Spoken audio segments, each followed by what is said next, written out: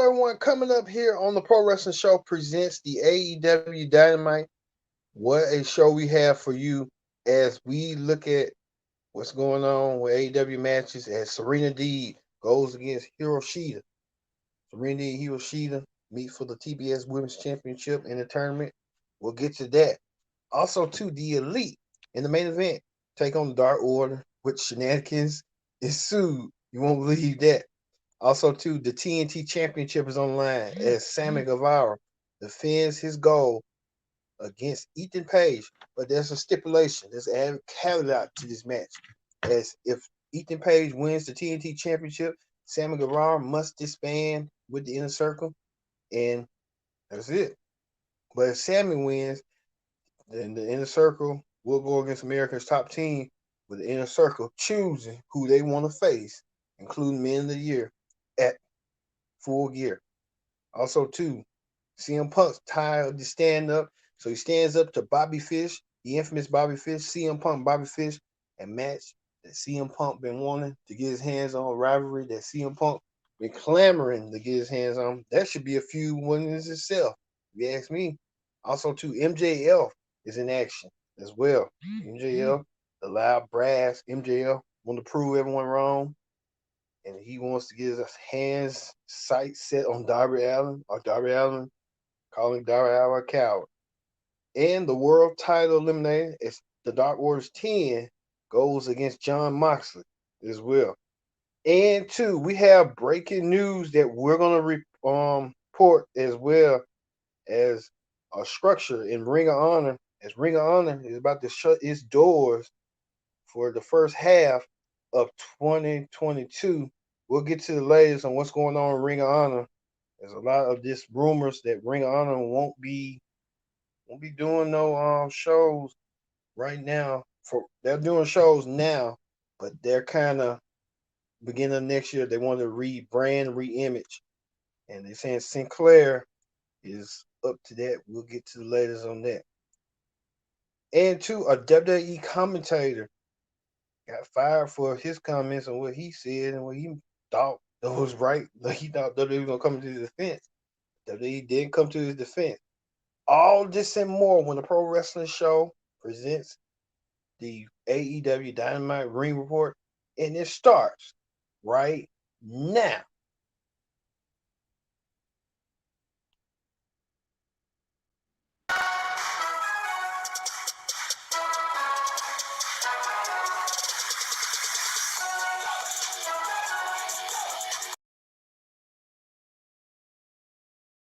Hello, everyone. Welcome to this edition of the Pro Wrestling Show presents the AEW Dynamite.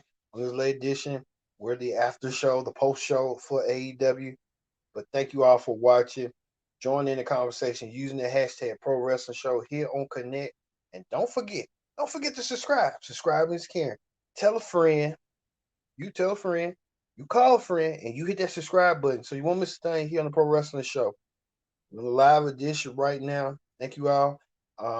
AEW news we're gonna get to. Plus, we're gonna get to right now. Breaking news right now. We're gonna bring in hot topics a little bit earlier than expected, but this is really important.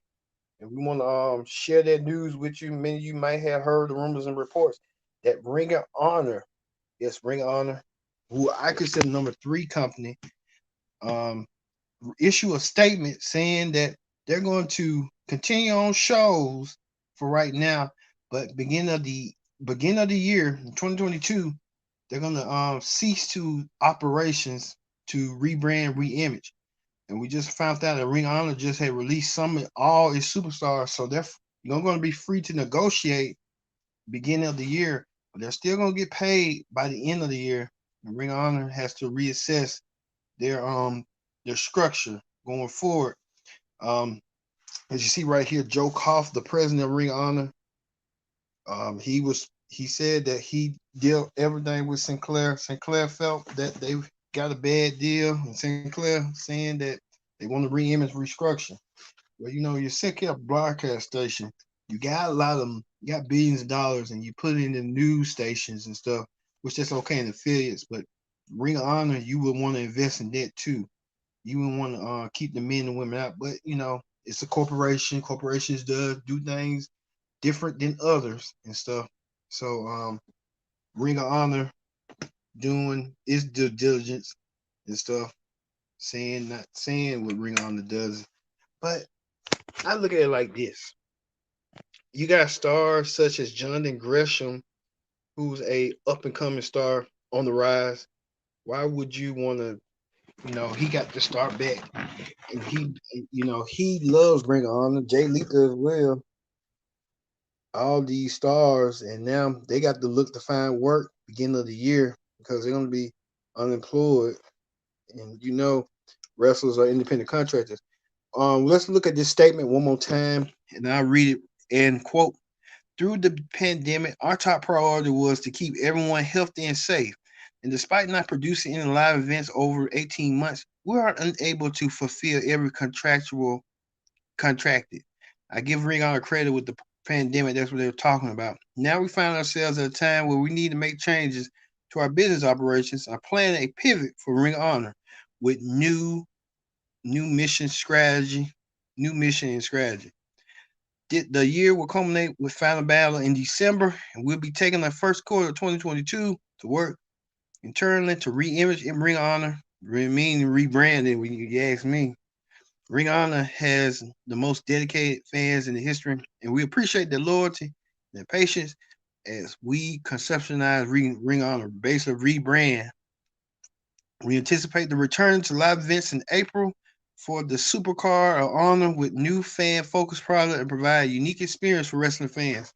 Now, we just heard Ring of Honor's statement that they're going to continue on right now, but when Final Battle hits in December, they're going to take a break, and they'll be back around WrestleMania time for Supercard of Honor.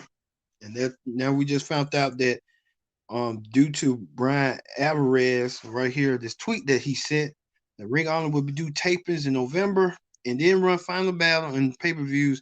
Nobody contract will be renewed, but everyone's under contract will finish out the year. They are, however, be able to immediately work anywhere they want immediately. We're told rumors Sinclair cancel the show are not true. Well, you say that, Sinclair and stuff, but it's kind of, when you look at it, you think to yourself like, wow, Ring of Honor has been around for almost 20 years, and now they're going to the 20-year.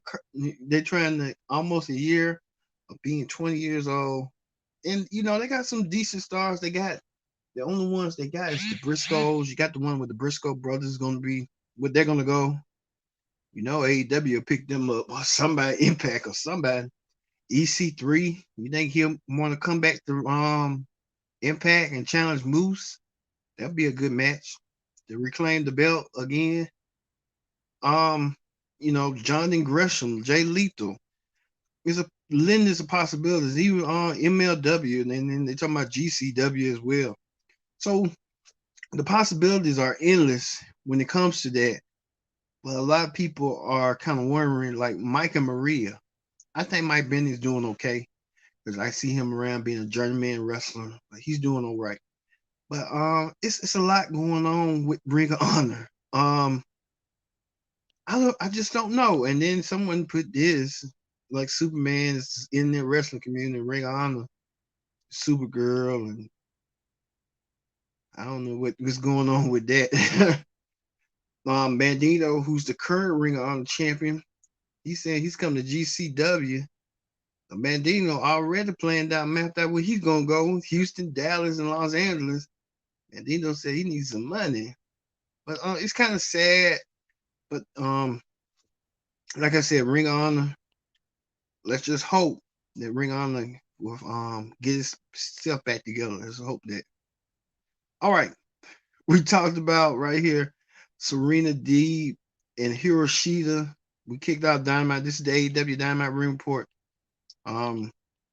What a match it was between these women right here. It was fierce. Serena D versus Hiroshima. Serena D cost Hiroshima to win her 50th match. The first woman to become the 50th, to have 50 wins. And Serena decided to be selfish and did it for herself. But Hiroshima didn't like that. Hiroshima tried to attack Serenity. You see right here, Serenity. Iso tried to go after her right there, cross cut right there. You see Serenity, the woman of 1,000 hoes, I guess trying to placate herself to the Iceman Dean Malenko. And see Serena Deeb trying to hyperextend that leg and stuff. And you see Serena Deeb try to use that half Boston crab, but it didn't work to no effect. It's a Hiroshima won her match. Hiroshima, got through it. I know she was kind of happy and elated. I guess, did she win her 50 matches? I don't know. She did, but who knows? With the TBS, I guess she moved on to the TBS tournament and stuff. Also, kicked off Dynamite was CM Punk versus Bobby Fish. This is a match that should be a feud. In a way, I hope this ain't a one-off to me, because this is a match that CM Punk gets teeth on, his hands on. Bobby Fish gets his hands on too. You see CM Punk versus Bobby Fish. Bobby Fish was all over. He was on MLW too, on the tape version of MLW, but he took on CM Punk. CM Punk trying to do the drop kick. Bobby Fish even tried to take Bobby Fish out. They're both in the same age group, as you'd see and stuff. Even CM Punk tried to put the go to sleep. CM Punk won his match, but Bobby Fish also did try to utilize those tactics. I meant to say. So Bobby Fish and CM Punk. I hope this rivalry doesn't end, but case in point, it could. Never know. But CM Punk victorious in his match over Bobby Fish. I don't think this rivalry is far from over, if you ask me. Also, too, Sammy Guevara defended his TNT title against Ethan Page. There was a stipulation to the match. As you recall, Sammy Guevara and Ethan Page battled it out. Ethan Page versus Sammy Guevara, one-on-one. You see right, Sammy Guevara kicking Ethan Page in the back. The stipulation was if Ethan Page won the TNT title, Sammy Guevara had to lead the Inner Circle. If Sammy Guevara won his match, then the Inner Circle get a match against America's Top Team at Full Gear with the men of the year, including Page and Scorpio Sky, and 3 other American Top Team matches. They probably get Dan Lambert. You never know. Dan Lambert like to get physical, and they try to use him as muse as Jim Cornette in a way, because Chris Jericho can't get over the fact that Jim Cornette and all of them. So they try to use Dan Lambert as a muse. But the TNT title was on the line. Sammy Guevara pulled all the stops on Ethan Page, all ego Ethan Page. Even did the suplex. Right there, Sammy paying homage to Eddie Guerrero. The Inner Circle won. Sammy Guevara won for the Inner Circle. You see Jericho leading the charge and saying next week they'll name who they'll face at Full Gear. And Jericho said something to the effect of Ethan Page like the beat his I said, Ethan Page married, but you never know. You can be married and still do the same thing. You never know. But it's his business. He like to, masturbate or whatever he like to do, but that's his business. If that's what he and his wife like that, then that's good for him. Good for him. Also, too, MJF was in action as well. MJF, the brass, cocky MJF, who tried to do everything he can. He even with Sting or something. He tried to think he was trying to be slick, but MJF got fooled with someone Darby Allin behind him, and Darby Allin attacked MJF. So those two will meet at Full Gear 1-on-1. Plus 2, the World Title Eliminator tournament continues as 10 of the Dark Order but went 1-on-1 against John Moxley. John Moxley didn't hesitate, didn't stop. Moxley on the roll. He's just on a darker path. Moxley went after 10, beating up 10, leaving 10. 10 was just trying to, with the Dark Order. You watch those YouTube videos, Road to 10 has the strength, power, 10 up and coming, but he wasn't no match against the experienced John Moxley, who stomped the mud hole you see right here on him and stuff. And 10 tried to utilize everything he had, but at the end, he got beat to a bloody pulp at the hands of John Moxley. Moxley trying to look like he's on a roll and a vengeance to get back his belt that he lost to Kenny Omega almost a year ago to the date. John Moxley on a mission to get his championship back. So we get that. And finally, the main event was the Dark Order take on the Elite in a Halloween cosplay type affair. As you can see, well, we're going to show you. I'm going to show you right quick. All right. As you can see right here, the Dark Order dressing like one dressing like an elf, and the other one dressing like Brandon something in Kratos, and one dressing like Paige, and the other one dressing like Brandon Cutler. Even the Elite dressed like Ghostbusters. That what got me this day. I like the Elite dressed like Ghostbusters. All right, this is a common match. Jim Cornette's gonna really be talking about it. Oh, we meant to show you that, but we'll get to it later. You see the Elite trying to DD. One of them got DDT'd or something. Even you see right here riding a pony and stuff. Even even right here, John taking down Adam Page, and Adam Page getting choked, trying to choke someone. The kiss, I guess the Young Bucks to kiss him on the cheek. This is the ridiculous match I've ever seen in my life, but it was funny. Them dressed like Ghostbusters, and the rest of them dressed like cosplay. Cornette's gonna have something to say. Well, the end, Heyman Page came out there and delivered that move onto Kenny Omega. And then who was next was him attacking one of the Young Bucks, leaving them out.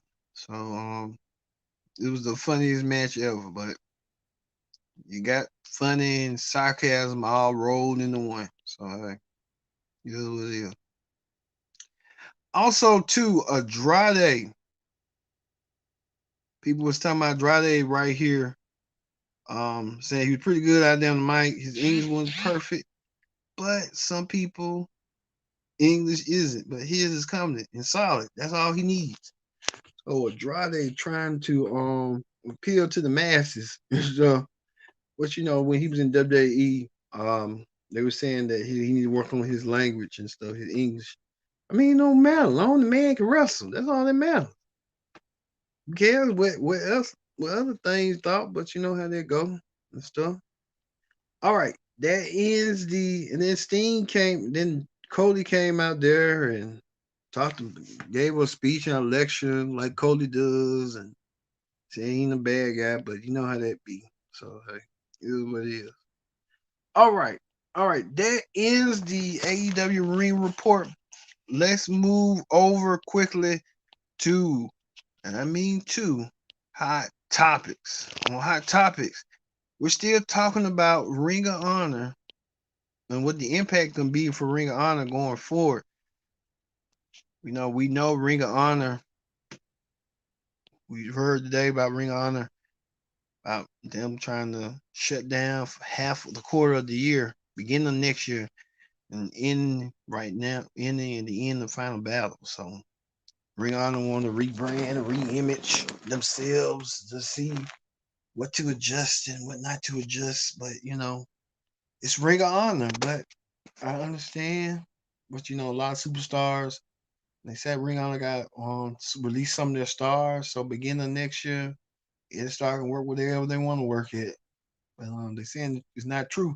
I think this is a ongoing story right now on what's going on You got to wonder yourself, Bobby G in WWE or AEW. You know, you like, ooh, thank God. In a way, thank God. But speaking of that too, Bray Wyatt showed this that he has 2 more days left in his contract. So Bray Wyatt be a free agent, and you know he gonna whoever wants him gonna get him. We heard Impact in talks, but if Impact couldn't get Braun Strowman, what makes you think they're gonna get Bray Wyatt? You know, Impact cheap too. Got the one. It's just the two-headed horse. WWE and AEW. Everybody else is like, oh, really number three no more. You know, like Impact is de facto, but you got groups like the NWA cheap. They don't. Billy Corgan got money, but he just don't want to spend the money. Um, Impact got some money. They don't want to spend no money, but you know, you rather be safe than sorry. Even Ring Honor got money too. You know, reassess, but you know, things happen for a reason. So who are we? You know, some wrestling fans are gonna turn their backs on Ring Honor, saying Ring Honor ain't doing what they need to do to keep, you know, to be competitive. But you know, Ring Honor like, hey, we ain't got no money like that. You know, we got good wrestlers and they get a good steady paycheck, but you know, you gotta think about stuff like that. Now your Ring Honor and stuff. Um, let's hope that Ring Honor gets everything in their business in order soon. They come back because you know we need more competition in the wrestling world. We need folks working so they can just apply their craft and go to places like AEW and WWE to get noticed. You know, stuff like that.